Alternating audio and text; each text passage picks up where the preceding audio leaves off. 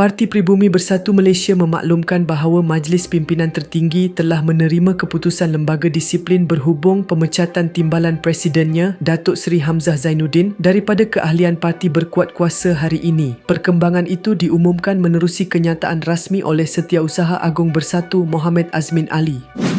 Majlis Pimpinan Tertinggi dimaklumkan bahawa Lembaga Disiplin telah memutuskan bahawa Datuk Seri Hamzah Zainuddin dipecat hak-hak keahlian dalam parti di bawah Fasal 22.5 berkuat kuasa mulai 13 Februari 2026 kerana tindakan beliau melanggar Fasal 9.1.4 Perlembagaan Bersatu. Menurut kenyataan itu, Lembaga Disiplin Bersatu yang bermesyuarat semalam mencapai keputusan untuk menamatkan keahlian Hamzah selepas meneliti perkara yang dibangkitkan berdasarkan peruntukan dalam perlembagaan parti.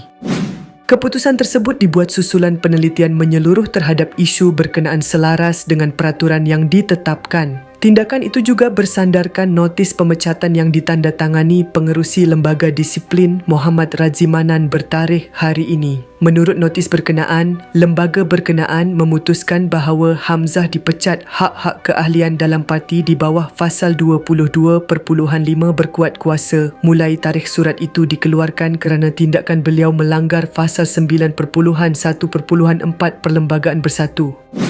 Dalam pada itu, Azmin menjelaskan bahawa langkah berkenaan mencerminkan ketegasan parti dalam mengambil tindakan disiplin terhadap mana-mana ahli yang melanggar peruntukan yang telah ditetapkan. Beliau berkata keputusan tersebut dibuat selepas melalui proses pertimbangan yang sewajarnya oleh lembaga disiplin selaras dengan peruntukan sedia ada.